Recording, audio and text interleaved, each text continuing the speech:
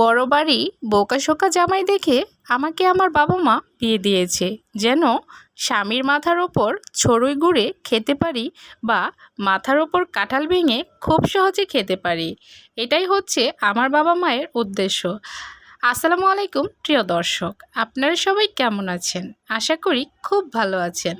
আমরাও আল্লাহর অশেষ রহমতে খুব ভালো আছি আর ভালো থাকার চেষ্টা করব সব সময় ইনশাআল্লাহ।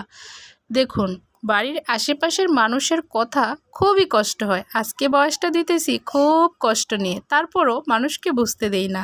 3টা ছেলে মেয়ে, আমার সহজ সরল স্বামীকে নিয়ে আমি খুব ভালো আছি।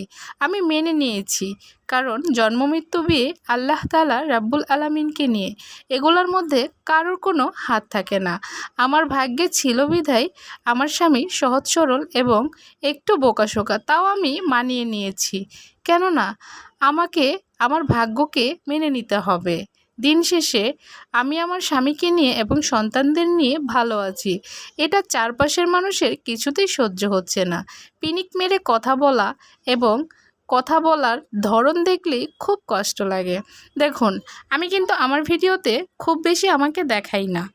আমি আজকে না পারতেকে আপনাদের কিছু শেয়ার করলাম। আমি আমার বাড়িতে এত পরিমাণ কাজ করি, মানে আমার কাজের যারা ভালো মানুষ তারা দেখলে অসহায়ের মতো তাকিয়ে থাকে, আর কিছু কিছু মানুষ আমাকে নিয়ে নিন্দা ও তীব্রতা জানায়, প্রকাশ করে, মানে আমাকে পিনিক মেরে মেরে কথা বলে যেন আমার কষ্ট হয়। মাঝে মাঝে সব কিছু ঠিক থাকলেও মন মানসিকতা পাল্টে যায় বা চেঞ্জ হয়ে যায়।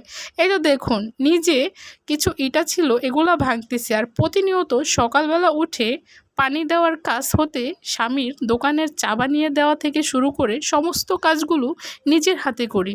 আমার 3টা ছেলে মেয়ের কাপড় চোপড় ধোয়া থেকে খাবার দাবার এবং সাংসারিক কাজ, মিস্ত্রি মামাদের যাবতীয় জিনিস আনা এবং তাদেরকে সব কিছু বুঝিয়ে দেওয়া, এগুলো সব আমি একা হাতে করতেছি।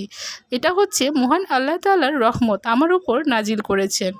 আচ্ছা, যাই হোক, আমি এগুলাতে কান দিই না। আপনারা সবাই দোয়া করবেন যেন আমার মন মানসিকতা কোনো দিন চেঞ্জ না হয় বা কারোর কথায় কোনো সময় কান না দেই। এই তো আলহামদুলিল্লাহ, আমার ছাদ কমপ্লিট হয়ে গেছে এবং সেন্টারিংয়ের কাঠবাস খুলে ফেলেছে। এক পাশের রুম হচ্ছে আগে সেন্টারিং খুলে আস্তর কমপ্লিট করেছে, আর ওই পাশেরটা তো আপনাদের দেখালাম। এই তো আস্তরের কাজ কমপ্লিট হয়েছে, নিচে কালো রঙের চিকনাই করা হচ্ছে। আর জানালাগুলো দেখুন, 4 ফিট বাই 4 ফিট জানালাগুলো থাই হচ্ছে বানাইতে দিছি। এটা হচ্ছে একটু পরে আনবো, কারণ একটু টাকার সমস্যা আছে। যাই হোক, এটা কিন্তু মূল উদ্দেশ্য হচ্ছে আপনাদের মাঝে শেয়ার করার, যে দিন শেষে কষ্টগুলো শেয়ার করার মতো কেউ থাকে না, আর পিনিক মেরে বা কষ্ট দিয়ে কথা বলার লোক অনেকেই থাকে। আচ্ছা, আপনারাই বলেন তো প্রিয় দর্শক, সহজ সরল মানুষের সংসার করাটা কি অনেক বেশি অন্যায়? আর আমার স্বামী কতটা জমিদার যে বাড়িঘরগুলো আমাকেই করতে হয়। আর আপনারাই বুঝে নেন তাহলে মানুষের কথা আমার কতটা কষ্ট লাগে। নিজে তো একে এতটা কষ্ট করি, সংসার সামাল দিই, বাচ্চা সামাল দিই, তারপরে যদি মানুষ একে বেঁকে কথা বলে তখন কেমন লাগে। এই তো কথা বলতে বলতে আমার কাজগুলো কিন্তু হয়ে যাচ্ছে। মানুষ যাই বলুক, আমি এগুলোতে এখন পাত্তা দেই না। খুব কষ্ট লাগতো আগে। আচ্ছা, আপনারাই বলেন, যদি বড়লোকই হতো, নিজের হাতে একটা মেয়ে হয়ে কেন এই কাজগুলো করতে হয়? তো আমি আমার ভাগ্যকে মেনে নিয়েছি, আর মানুষগুলো আমাকে প্রতিনিয়ত কষ্ট দেয়, কটূক্তি করে। আর আল্লাহ পাক আমার হাজবেন্ডকে এতটাই সহজ সরল বানিয়েছে, উনি যে আমাকে একটু কথা বলে বুঝ পরামর্শ দিবেন সেটারও ক্ষমতা রাখেন না। যাই হোক, আমি ভাগ্যকে মেনে নিয়েছি। আলহামদুলিল্লাহ, আলহামদুলিল্লাহ। আমার থেকেও অনেক কষ্টে মানুষ জীবনযাপন করছে, তাই আমি আমার জীবনটাকে সুন্দরভাবে সাজাতে চাচ্ছি, বা আমার ছেলে মেয়েদেরকে নিয়ে, স্বামীকে নিয়ে সুখে শান্তিতে থাকতে চাচ্ছি।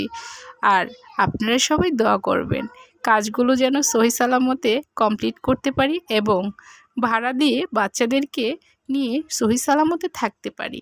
আর আমার এই চ্যানেলটি আপনারা সাবস্ক্রাইব করে আমার পাশেই থাকবেন, লাইক কমেন্ট শেয়ার করবেন, আর ভুল ত্রুটি হলে ক্ষমা সুন্দর দৃষ্টিতে দেখবেন। আজকের ভিডিওটি এই পর্যন্তই। আল্লাহ হাফিজ।